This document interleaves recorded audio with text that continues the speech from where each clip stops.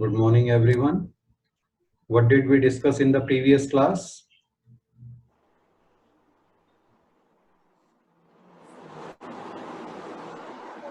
We had discussed investment and dividend decision.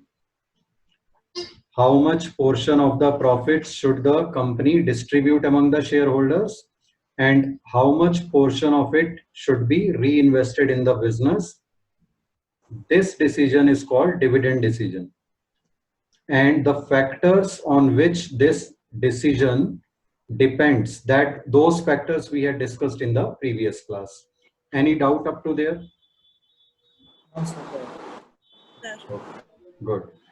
So now we move on to the next chapter, that is financial markets. What do we mean by the term market?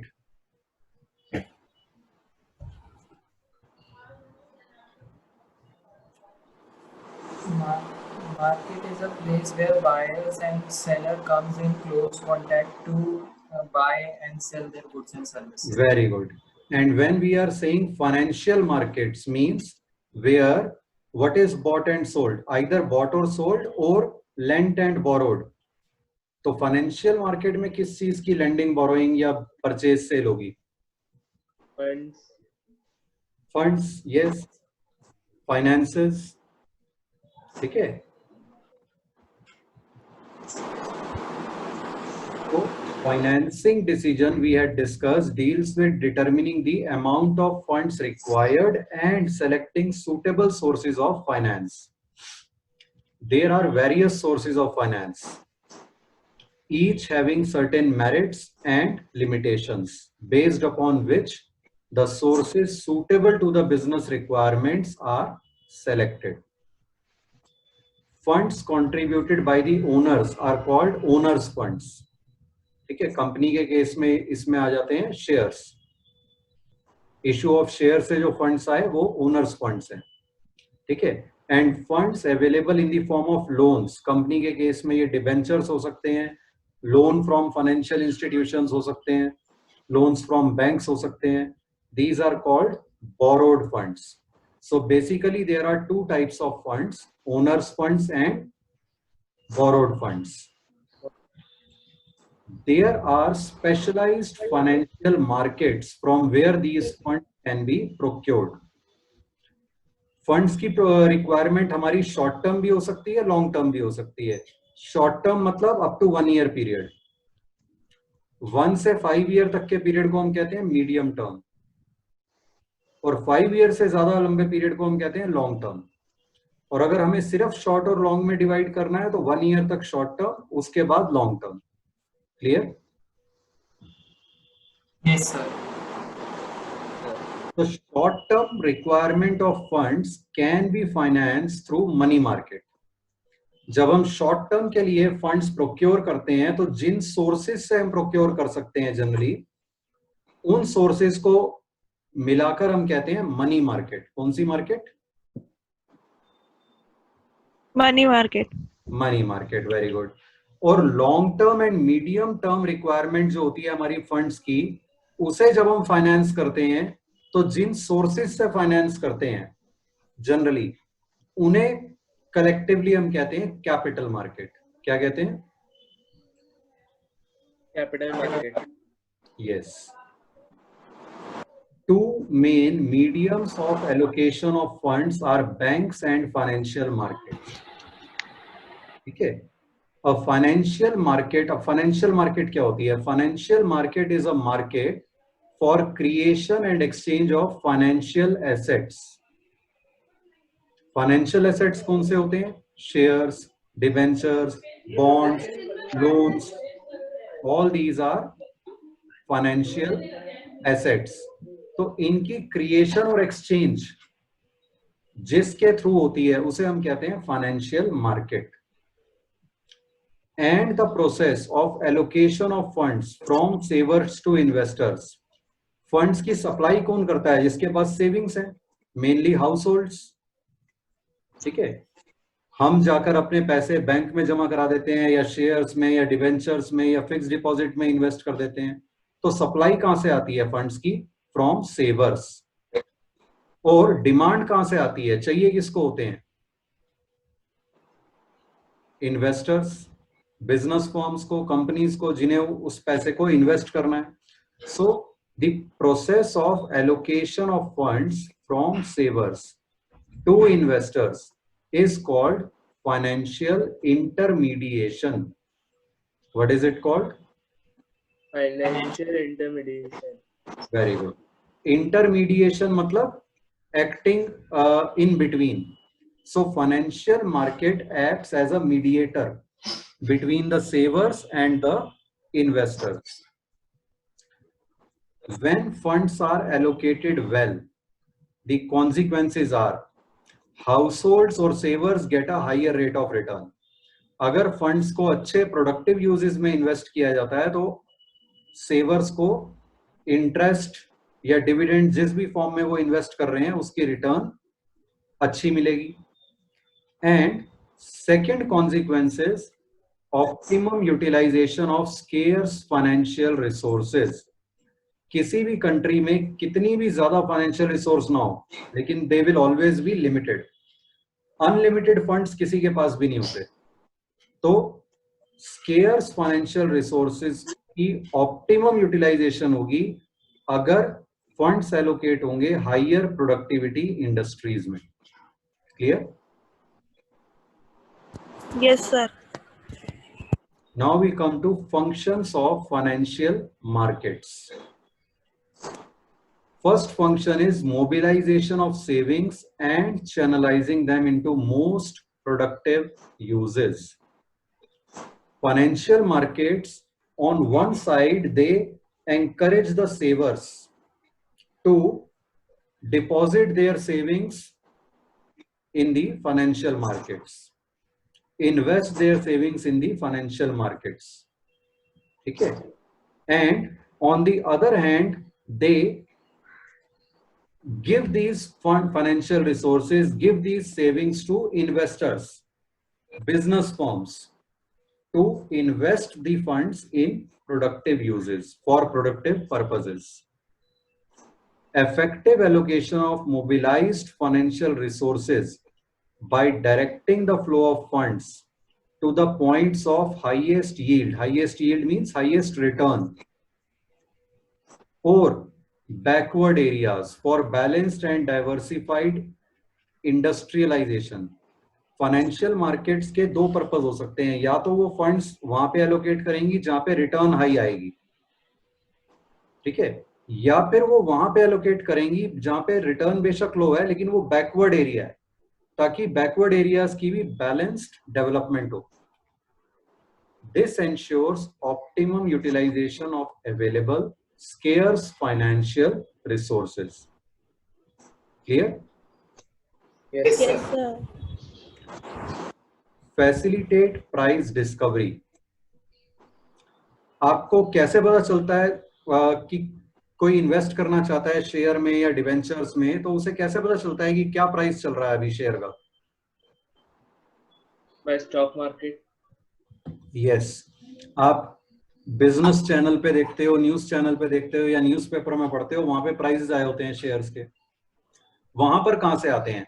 Stock market में, जहां पर shares की trading होती है, buying selling होती है, वहां पर by the forces of demand and supply. Economics में पढ़ा होगा ना आपने, किसी भी चीज का प्राइस कैसे डिटरमिन होता है? उसके डिमांड एंड सप्लाई से. ठीक है. इनफैक्ट इंटरेस्टिंगली अगर आप नोट करोगे, even in interpersonal relations price किससे डिटरमिन होता है? डिमांड एंड सप्लाई से. अगर आपने कभी ध्यान दिया हो, कई बार आप कभी किसी फ्रेंड के साथ टाइम स्पेंड करना चाह रहे हो या फैमिली मेंबर के साथ, और वो आपको टाइम नहीं दे पा रहे हैं, तो जनरली हम क्या डायलॉग मारते हैं? बहुत भाव बढ़ रहे हैं, बोलते हैं ऐसा? Yes, sir. तो भाव बढ़ रहे हैं का क्या मतलब हुआ? फिर प्राइस ज्यादा हो रहा है तुम्हारा. प्राइस ज्यादा मतलब क्या? कि डिमांड ज्यादा है, सप्लाई कम है. हमें उस पर्सन के साथ ज्यादा टाइम स्पेंड करना चाहते हैं हम, लेकिन वो हमारे साथ कम टाइम स्पेंड कर पा रहा है या कर पा रही है, तब हम जनरली ये डायलॉग बोलते हैं. तो हर चीज का प्राइस जो है वो डिमांड सप्लाई पे डिपेंड करता है. इसी तरह से शेयर्स वगैरह का, शेयर्स, बॉन्ड, डिवेंचर्स का प्राइस स्टॉक मार्केट में डिमांड और सप्लाई के फोर्सेस के बेसिस पे डिटरमिन होता है, तो वो भी फाइनेंशियल मार्केट का पार्ट है. So in this way financial markets help in fixation of price of financial securities through the forces of demand and supply. Clear? Yes, sir. Provide liquidity to financial assets. Liquidity का क्या मतलब होता है? Which can be easily converted into cash. Very good. Shares में अगर आप अभी आपने अकाउंट्स में कंपनी अकाउंट शेयर्स पढ़ रहे हो ना? Yes, sir. तो उसमें आपने पढ़ा होगा शेयर्स कंपनी एक बार इशू कर देती है तो क्या वो रीपे करती है कंपनी कुछ टाइम बाद?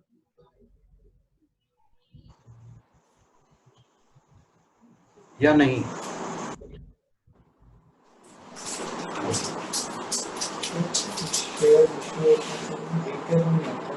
जनरली नहीं. शेयर्स एक बार शेयर कैपिटल आ गई कंपनी के पास तो फिर वो लाइफ लॉन्ग रहती है. जब तक कंपनी है तब तक उसमें वो शेयर कैपिटल इन्वेस्टेड है. अब उन शेयर होल्डर्स का सोचो जिन्होंने वो शेयर्स खरीदे हैं. सपोज किसी ने 10 लाख रुपए के शेयर खरीदे तो उसके 10 लाख रुपए पे ठीक है उसे रिटर्न आती रहेगी, डिविडेंड आता रहेगा, कंपनी प्रॉफिट अर्न करेगी तो उसमें से उसे उसका शेयर मिलेगा डिविडेंड की फॉर्म में.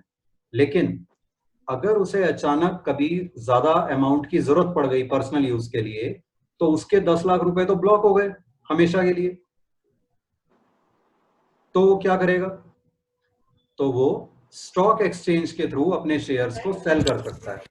सेल करके उसे 10 लाख नहीं तो उससे कुछ कम ज्यादा अमाउंट मिल जाएगा.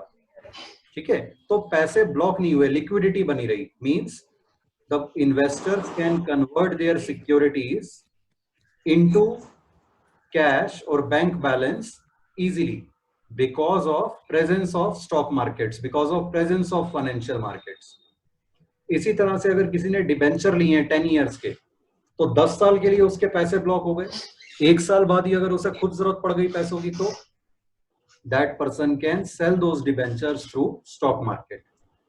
So in this way financial markets provide liquidity to the financial assets. सोचो अगर स्टॉक मार्केट्स नहीं होती तो लोगों के पैसे बहुत लंबे टाइम के लिए ब्लॉक हो जाते. शेयर्स के केस में तो हमेशा के लिए ब्लॉक हो जाते. तो ज्यादातर इन्वेस्टर्स फिर इन सिक्योरिटीज में इन्वेस्ट ही नहीं करते. It is because of this liquidity that people are comfortable in investing in these securities. Clear? Yes, sir. Then financial markets reduce the cost of transactions. अगर एक well organized systematic stock exchanges नहीं होती तो आपने share किसी को भी बेचने होते आप ढूंढते बायर को. कहाँ ढूंढते, कैसे ढूंढते? कुछ एजेंट्स के पास जाते, कहीं पता करते कोई खरीदने में इंटरेस्टेड है या बेचने में इंटरेस्टेड है. तो आपकी एफर्ट भी ज्यादा लगते और कॉस्ट भी शायद ज्यादा लगती. But because of the presence of organized stock markets, financial markets, you know, whenever you want to buy or sell any securities, you just contact a broker registered with that stock exchange, and that broker will show you the detailed prices on the computer screen. Okay, and even the commission of the broker will be shown over there. So cost of transactions and the effort involved is less. Clear? Yes, sir. Now we just said that short-term requirement of funds is generally financed through some sources which are collectively called Money market. money market. Now we will discuss those money market sources of finance in some detail. Money market is a mechanism through which short-term funds, means up to 1 year requirement जब है, they are loaned and borrowed. It is a market where low risk, unsecured मतलब जिनके बदले में कोई security नहीं रखी जाती. कि आप जनरली लोन लेते हो तो कुछ सिक्योरिटी आपको रखनी पड़ती है, लेकिन मनी मार्केट की जो इंस्ट्रूमेंट्स हैं ये जनरली अनसिक्योर्ड होते हैं. शॉर्ट टर्म हाईली लिक्विड इसीलिए मेनली क्योंकि शॉर्ट टर्म है, debt instruments are traded. Meaning clear? Yes, sir. Yes, sir. Now, what are these sources of finance in money market, or we can call them money market instruments or money market securities. First one is call money. Banks की functioning कैसे होती है, क्या काम होता है banks का, बताओ. So, lending loans to the public, Very good. providing demand deposit facilities, for providing accounts facilities. Very good. Saver से डिपॉजिट्स एक्सेप्ट करते हैं बैंक्स और उन्हें कुछ इंटरेस्ट भी पे करते हैं उस पे, और उन फंड्स Yes, में sir. से कुछ कैश रिजर्व रेशियो SLR वगैरह काट के, मतलब छोड़कर बाकी का अमाउंट वो आगे लोन पे दे देते हैं, लेंड कर देते हैं at a higher rate of interest. तो ये जो borrowing at low rate of interest और lending at high rate of interest है, उसका डिफरेंस जो होता है वो उनकी इनकम होती है. ठीक है. लेकिन बैंक्स के पास डेली बेसिस पे कुछ अमाउंट डिपॉजिट्स की फॉर्म में आता है, कुछ अमाउंट विड्रॉल्स के फॉर्म में या पेमेंट्स की फॉर्म में चला भी जाता है. ठीक है. तो कई बार क्या होता है, किसी दिन किसी बैंक के पास सरप्लस फंड्स होते हैं, डिपॉजिट ज्यादा है, विड्रॉल या पेमेंट्स कम गई, तो सरप्लस है उसके पास. किसी और बैंक के pass on a particular day withdrawal payment ज्यादा गई, डिपॉजिट कम आए, तो उनके पास शॉर्टेज हो सकती है फंड्स की उस दिन. ठीक है. तो जिस बैंक के पास फंड्स की शॉर्टेज हो रही है वो शॉर्ट टर्म के लिए किसी दूसरे बैंक से पैसे लोन ले लेता है टू फुलफिल दैट शॉर्टेज. किस बैंक से लेगा? जिसके पास सरप्लस होगा. ठीक है. इस पूरे सिस्टम को कहते हैं call money market. Clear? Yes, sir. So the banks facing temporary shortage of funds borrow from banks having temporary excess of funds. These loans are called call money. What are they called? Call money. All money. The rate of interest involved is called call rate. And the system of this borrowing lending between the banks is called interbank call money market.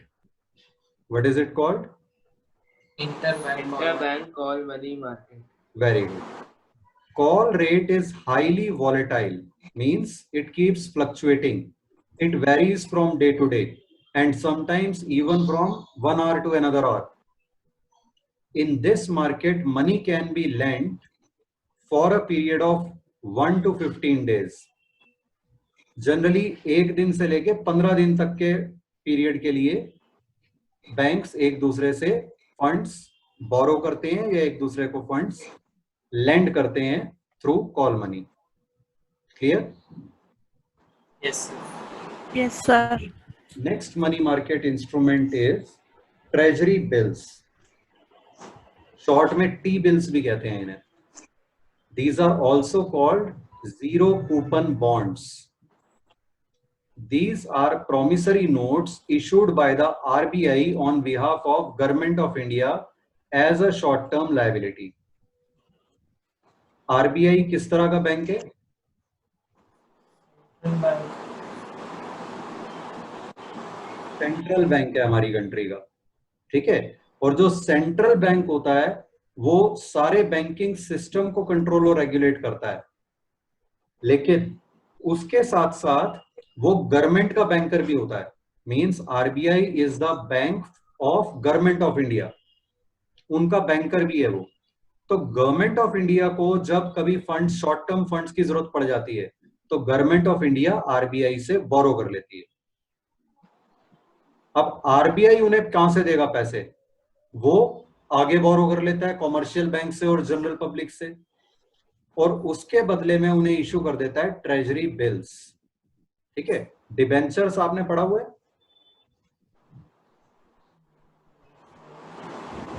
11th में पढ़ा होगा debentures. Yes, sir. Yes, तो sir. इसको आप ये समझ सकते हो, एक तरह के शॉर्ट टर्म डिबेंचर हैं ये, issued by RBI on behalf of government of India. ठीक है, तो इसमें क्या होता है, आरबीआई कॉमर्शियल बैंक्स और जनरल पब्लिक को ट्रेजरी बिल इशू करके उनसे पैसे ले लेता है, बोरो कर लेता है शॉर्ट टाइम के लिए, और वही फंड्स वो गवर्नमेंट को आगे दे देता है, लेंड कर देता है। So they are issued at a discount and redeemed at par. Mobile phone का बिल पे करने के दो तरीके होते हैं ना, कौन से दो तरीके होते हैं, पोस्ट पेड या Prepaid. Online prepaid. ठीक है, पोस्ट पेड या प्रीपेड, किसी भी चीज की पेमेंट हम या तो बाद में करते हैं उसे यूज करने के बाद, या उससे पहले, पोस्ट पेड या प्रीपेड। तो इसी तरह से अगर किसी सिक्योरिटी पे इंटरेस्ट बाद में पे होगा तो वो उसे क्या देते हैं, उसमें मतलब इंटरेस्ट रेट प्रोवाइडेड होता है कि लेट अस से डिबेंचर इशू किए किसी कंपनी ने 10% रेट ऑफ इंटरेस्ट पे। ठीक है, तो हर साल कंपनी उस पे 10% इंटरेस्ट पे करती रहेगी, और लेट अस से 5 इयर्स के लिए इशू किए हैं तो 5 इयर्स के एंड पे वो पैसे वापस कर देगी। लेकिन दूसरा सिस्टम क्या होता है, सपोज 100 रुपए पे के ट्रेजरी बिल आरबीआई इशू कर रहा है, तो एक तो तरीका हो सकता है उस पे लेट अस से 10% इंटरेस्ट है, तो 10 रुपए आरबीआई एक साल बाद 100 रुपीज प्रिंसिपल अमाउंट और 10 रुपीज इंटरेस्ट अमाउंट 110 रीपे कर देगा। यहां तक समझ आया? Yes sir. दूसरा तरीका क्या हो सकता है कि आरबीआई कहता है एक काम करो, आप अभी 90 रुपीज दे दो, 100 रुपीज का ट्रेजरी बिल है, बाद में हम आपको इसके पूरी फेस वैल्यू 100 रुपीज रिटर्न कर देंगे एक साल बाद। तो मतलब 10 रुपए का बेनिफिट अभी दे दिया आरबीआई ने। ठीक है, तो इसे कहते हैं issued at discount redeemed at par. उसकी फेस वैल्यू 100 है, इशू किया 90 पे, रिडीम करेंगे पार पे यानी 100 पे, तो एक तरह से प्रीपेड दे दिया इंटरेस्ट, इंटरेस्ट वाला बेनिफिट पहले ही दे दिया, तो अलग से इस पे इंटरेस्ट नहीं मिलेगा। इसीलिए इन्हें कहते हैं जीरो कूपन बॉन्ड्स, क्योंकि इंटरेस्ट रेट जीरो है, अलग से इंटरेस्ट नहीं मिलना। इंटरेस्ट किस फॉर्म में मिल गया, डिस्काउंट की फॉर्म में परचेज के टाइम पे ही मिल गया। ठीक है, 90 रुपए पे इशू हुआ, 100 रुपए में वो रिडीम हो जाएगा एट पार, तो 10 रुपए जो डिफरेंस है that is the implicit interest, implied interest. Clear? Yes. Sir, I am not able to understand. Please explain again. Okay, दृष्टि देखो, अगर सपोज आपको मैं आपने मुझसे 100 रुपए बोरो करने हैं, ठीक है, Yes, sir. अब एक तरीका है, मैं आपको कहता हूं अच्छा ये लो 100 रुपए लो, और एक साल बाद मुझे आप 10% इंटरेस्ट में चार्ज कर रहा हूं, तो एक साल बाद आप मुझे कितना रिटर्न करोगे प्रिंसिपल और इंटरेस्ट मिला के? 110. 110। ये हो गया जब इंटरेस्ट रेट स्पेसिफाइड है। दूसरा तरीका इसी ट्रांजेक्शन को करने का ये है, मैं आपको कहता हूं कि नहीं आप 100 रुपीज मेरे से बोरो कर रही हो ना, 10 रुपए इंटरेस्ट में पहले ही काट रहा हूं, तो मैं अभी आपको 90 रुपीज दे रहा हूं, एक साल बाद आप मुझे 100 रुपीज वापस कर देना। ये भी एक तरीका हो सकता है। Yes, sir. ये हुआ डिस्काउंटिंग वाला, कि मैंने इंटरेस्ट का अमाउंट डिस्काउंट की फॉर्म में पहले ही बेनिफिट ले लिया, कि 10 रुपए का बेनिफिट मुझे पहले ही मिल गया, मैं अभी 90 दे रहा हूं, बाद में मुझे 100 मिल जाएंगे वापस। ठीक है, तो इसमें ट्रेजरी बिल्स में ऐसा ही होता है, इस पे कोई इंटरेस्ट रेट स्पेसिफाइड नहीं होता, 10% या 12%, कुछ नहीं, जो इनकी फेस वैल्यू होती है उससे कम प्राइस पे इशू होते हैं और फेस वैल्यू पे रिडीम हो जाते हैं। तो जो डिफरेंस हुआ वो डिफरेंस हुआ implied interest. Clear? Yes, sir. Yes sir. These are available for a minimum amount of rupees 25,000 and in multiples thereof.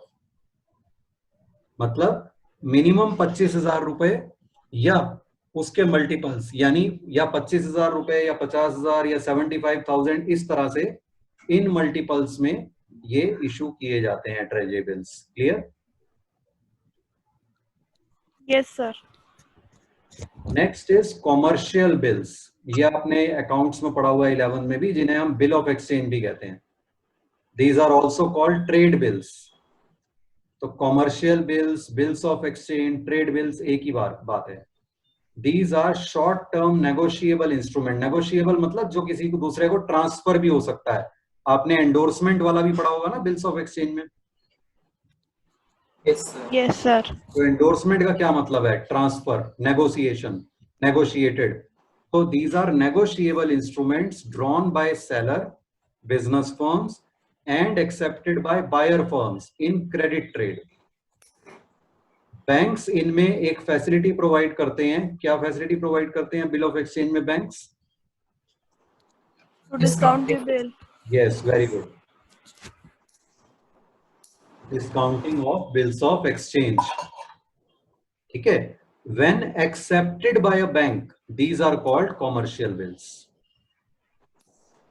तो ट्रेड बिल्स जब बैंक एक्सेप्ट कर लेता है डिस्काउंटिंग के लिए, तब वो कहलाते हैं commercial bills. Clear? Yes, sir. अब इससे मिलती जुलती एक टर्म है कॉमर्शियल पेपर. ये था कॉमर्शियल बिल्स, ये है कॉमर्शियल पेपर. दोनों में कंफ्यूज नहीं होना, दोनों डिफरेंट है. Commercial paper, in short CP. A commercial paper is an unsecured promissory note. Unsecured again क्योंकि इसके बदले में कोई सिक्योरिटी नहीं रखी जाती. With a fixed maturity period. इसका पीरियड फिक्स्ड होता है. जनरली 15 डेज से लेके 12 मंथ्स तक का पीरियड हो सकता है इसका. कितना हो सकता है? 15 to 12. 15 days to 12 months. ठीक है. ट्रांसफरेबल बाय एंडोर्समेंट, मतलब ये भी ट्रांसफरेबल है. एक के पास है तो वो किसी दूसरे को बेच सकता है, ट्रांसफर कर सकता है या पास ऑन कर सकता है. Issued by large credit worthy companies. अब ये मेन पॉइंट है इसमें. इनको इशू कौन करता है? लार्ज कंपनीज जनरली इशू करती हैं. क्रेडिट वर्दी, क्रेडिट वर्दी मतलब जो जिनकी प्रॉफिटेबिलिटी, फाइनेंशियल पोजीशन अच्छी है, जिनको लोग उधार या लोन देने को इजीली तैयार हो जाते हैं, जिनकी क्रेडिट वर्दीनेस ज्यादा है, क्रेडिट रेटिंग हाई है. ठीक है. तो वो इशू करती हैं. कई बार क्वेश्चन इस तरह से आता है, आपको एग्जांपल दे दिया और पूछा किस टाइप का ये मनी मार्केट इंस्ट्रूमेंट है. तो अगर उसमें एग्जांपल में लिखा हुआ है issued by large credit worthy companies, तो इमीडिएटली आपको पता चल जाएगा कॉमर्शियल पेपर की बात हो रही है. ठीक है. तो ये कीवर्ड्स हैं इसमें, credit worthy companies, large credit worthy companies. Commercial banks and mutual funds are the main investors. यानी कंपनीज इशू करती हैं कॉमर्शियल पेपर कॉमर्शियल बैंक्स को और म्यूचुअल फंड्स को. तो एक तरह से क्या हो गया, ये कॉमर्शियल बैंक और म्यूचुअल फंड से लोन लेने का तरीका हो गया है उनका, एक कंपनीज का. ठीक है. Again it is issued at discount and redeemed at par. That means there is no specific interest rate paid separately. Companies use it for bridge financing. Bridge financing means interim financing until main financing is obtained. Suppose आपने एक नया project शुरू करना है, उसमें 20 लाख रुपए लगाने हैं. आपने लोन के लिए अप्लाई कर दिया, लेकिन लोन प्रोसेस होने में टाइम लग रहा है. तो आपको ये एश्योरेंस मिल गई कि 10 दिन में लोन मिल जाएगा. अब आप 10 दिन तक अपने प्रोजेक्ट को होल्ड नहीं करना चाहते, तो आपने 10 दिन के लिए कॉमर्शियल पेपर इशू किए उस अमाउंट के, और उतने टाइम तक आपका काम चल गया. जैसे ही बैंक से लोन मिला आपको, आपने वो कॉमर्शियल पेपर का रिडेम्पशन कर दी उस अमाउंट से. ठीक है. तो ये कहलाता है bridge financing. Clear? Yes, sir. Next instrument is certificate of deposit, CD. It is again an unsecured bearer instrument. Bearer instrument मतलब जिसके हाथ में है उसका है, मतलब ये भी ट्रांसफर किया जा सकता है किसी को भी. Issued by banks and development financial institutions to individuals and companies during periods of tight liquidity. अब देखो यहाँ पे ये कीवर्ड आ गए, during period of tight liquidity. जब भी ये वर्ड आ जाए आपको पता चल जाएगा सर्टिफिकेट ऑफ डिपॉजिट की बात हो रही है मेनली.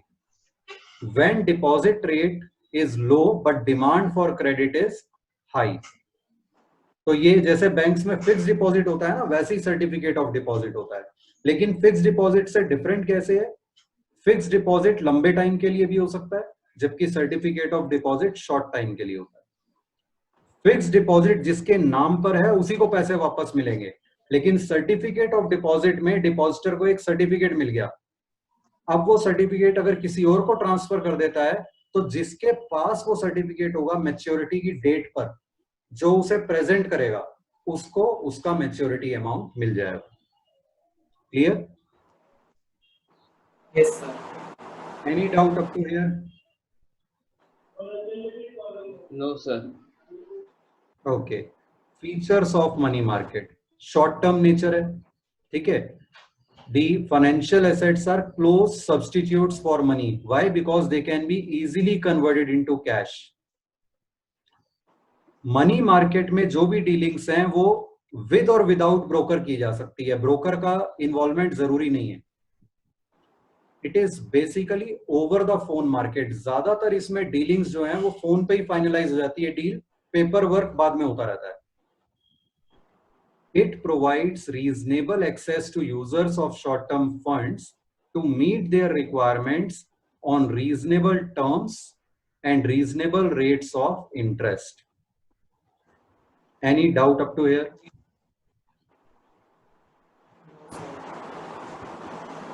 Clear है यहाँ तक? Yes, sir. Okay, we'll stop over here for now. Anyone having any doubt? No? Okay, thank you.